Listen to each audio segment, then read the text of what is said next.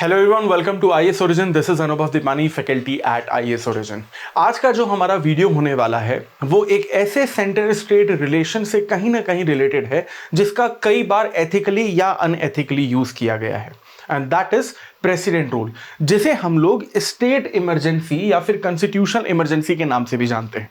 ज्यादातर लोगों को यह लगता है कि प्रेसिडेंट रूल सिर्फ आर्टिकल नंबर 356 के अंडर ही लगाया जाता है, लेकिन रियलिटी यह है कि आर्टिकल नंबर 356 के साथ साथ आर्टिकल 365 के तहत भी प्रेसिडेंट रूल लगाया जाता है। जब आर्टिकल 356 के तहत प्रेसिडेंट रूल लगाया जाता है तो उसका कहीं ना कहीं प्रोविजन यह होता है कि उस स्टेट के गवर्नर प्रेसिडेंट को ये रिटर्न एडवाइस देते हैं कि इस पर्टिकुलर स्टेट की रिस्पेक्टिव गवर्नमेंट कॉन्स्टिट्यूशन को फॉलो नहीं कर रही है या फिर कॉन्स्टिट्यूशनल मैकेनिज्म का कहीं ना कहीं वायलेशन हो रहा है। तो गवर्नर ने अगर प्रेसिडेंट को रिटर्न एडवाइस दी है इमरजेंसी लगाने के लिए या स्टेट में कॉन्स्टिट्यूशनल मैकेनिज्म के फेल होने के लिए, तब प्रेसिडेंट रूल लगता है आर्टिकल नंबर 356 के तहत।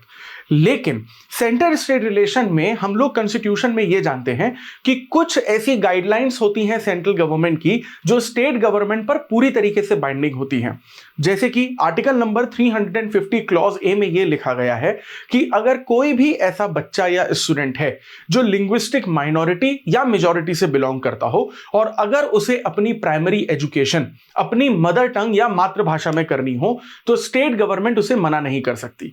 मान लीजिए कि अगर स्टेट गवर्नमेंट ने इस तरीके की बाइंडिंग गाइडलाइंस को फॉलो नहीं किया तो आर्टिकल नंबर 365 के तहत डायरेक्ट सेंट्रल गवर्नमेंट प्रेसिडेंट को इस बात की एडवाइस देती है कि स्टेट में प्रेसिडेंट रूल लगा दिया जाए। इसका मतलब यह हुआ कि आर्टिकल नंबर 356 में प्रेसिडेंट रूल की एडवाइस प्रेसिडेंट को स्टेट के गवर्नर देते हैं और वहीं आर्टिकल नंबर 365 में सेंट्रल गवर्नमेंट डायरेक्ट प्रेसिडेंट को एडवाइस देती है प्रेसिडेंट रूल के लिए।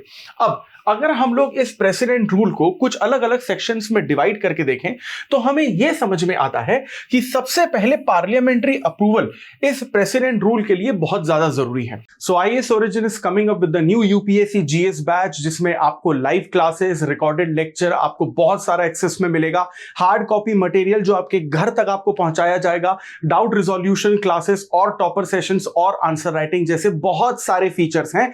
सभी फीचर्स को डिटेल में जानने के लिए डिस्क्रिप्शन में जो लिंक दिया गया है उसे क्लिक करिए और आईएएस ओरिजिन के ऑफिशियल नंबर पर कांटेक्ट करिए। जब भी प्रेसिडेंट को एडवाइस दी जाती है कि इस पर्टिकुलर स्टेट में प्रेसिडेंट रूल लगाया जाना है तो जिस दिन या जिस तारीख को प्रेसिडेंट रूल लगाया जाता है उसके 2 महीने के अंदर अंदर पार्लियामेंट के द्वारा ये जो पर्टिकुलर प्रोविजन है वो पास किया जाना जरूरी है। यानी कि मान लीजिए अगर 1 जनवरी को प्रेसिडेंट को ये एडवाइस दी गई कि प्रेसिडेंट रूल लगाया जाना चाहिए तो प्रेसिडेंट 1 जनवरी को ही प्रेसिडेंट रूल लगा देते हैं, लेकिन उसके 2 महीने के अंदर अंदर यानी कि 1 मार्च तक पार्लियामेंट के दोनों हाउसेस को मेजॉरिटी में बिल पास करके यह अप्रूवल देना पड़ता है। लेकिन मान लीजिए कि अगर उस 2 महीने के ड्यूरेशन में कहीं ना कहीं लोकसभा डिसॉल्व हो जाती है या फिर सरकार गिर जाती है तो उसका क्या? तो उस सिचुएशन में यह किया जाएगा कि जब तक लोकसभा डिसॉल्व है तब तक राज्यसभा को कहा जाएगा कि आप मेजॉरिटी प्रूफ करके या फिर मेजॉरिटी से प्रेसिडेंट रूल को के इंपोजिशन को अप्रूवल दे दीजिए और फिर लोकसभा के नए इलेक्शन का वेट किया जाता है।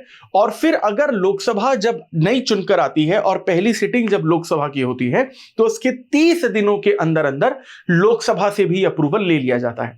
इसी तरीके से जब एक बार प्रेसिडेंट रूल पार्लियामेंट के द्वारा किसी भी सिचुएशन में अप्रूव करवा लिया जाता है तो आप प्रेसिडेंट रूल को 6 महीने के लिए आप इंपोज कर सकते हैं। दैट मींस एक ड्यूरेशन या एक टेन्योर में 6 महीने के लिए कर सकते हैं, 6 मंथ्स एट ए टाइम। लेकिन नेशनल इमरजेंसी में यही जो 6 महीने हैं वो इनडेफिनिट टाइम तक जाता है। लेकिन जब हम लोग बात करते हैं अपने प्रेसिडेंट रूल की तो प्रेसिडेंट रूल मैक्सिमम 3 साल तक ही लगवाया जा सकता है। और अगर यहां पर 3 साल से ज्यादा वक्त के लिए लगाना है प्रेसिडेंट रूल तो उसके लिए फिर से एक अलग कॉन्स्टिट्यूशन अमेंडमेंट बिल लाना पड़ता है। जैसे 1980s के डेकेड में पंजाब में 5 साल के लिए प्रेसिडेंट रूल लगा था क्योंकि खालिस्तानी इशू उस वक्त वहां पर चल रहा था। या फिर 2019 में जम्मू कश्मीर रीऑर्गेनाइजेशन एक्ट 2019 के इंप्लीमेंट होने के बाद जम्मू कश्मीर में 2019 से लेकर अभी 2024 तक लगभग 4.5 साल हो चुके हैं और प्रेसिडेंट रूल चल ही रहा है। अब एक बार जब यहां पर अप्रूवल हो जाता है तो यहां पर चीजें सॉर्ट हो जाती हैं, लेकिन 44th कॉन्स्टिट्यूशन अमेंडमेंट 1978 में हमें एक और चीज देखने को मिलती है। 1978 में मोरारजी देसाई की गवर्नमेंट ने यह कहा कि आप प्रेसिडेंट रूल को मैक्सिमम 3 साल तक तो लगा सकते हो, that is a very different scenario, लेकिन अगर आपको प्रेसिडेंट रूल को 1 साल से भी ज्यादा अगर आगे बढ़ाना है और वो कोई पॉलिटिकल रीजन नहीं है तो यह सिर्फ 2 कंडीशन में ही हो सकता है। पहली कंडीशन यह है कि ऑलरेडी उस वक्त पूरे के पूरे देश में नेशनल इमरजेंसी चल रही हो तो उसको 1 साल से ज्यादा बढ़ा सकते हैं, या फिर अगर हमारी सेंट्रल इलेक्शन कमीशन खुद ये लिख कर दे दे प्रेसिडेंट को कि उस स्टेट के हालात इस वक्त ऐसे नहीं हैं कि वहां पर इलेक्शन करवाए जा सकें। यानी कि अगर आपने 1 साल के अंदर अंदर प्रेसिडेंट रूल किसी स्टेट में हटा दिया तो फिर आपको प्रेसिडेंट रूल हटाने के विद इन 6 मंथ्स आपको इलेक्शन करवाने ही पड़ेंगे, और विधानसभा या स्टेट असेंबली का इलेक्शन सेंट्रल इलेक्शन कमीशन ही करवाती है। लेकिन अगर सेंट्रल इलेक्शन कमीशन खुद ही इस हालत में नहीं है कि वो वहां पर इलेक्शन सक्सेसफुली कंडक्ट करवाए जाएं, तो प्रेसिडेंट रूल हटाने का कोई मतलब ही नहीं होता।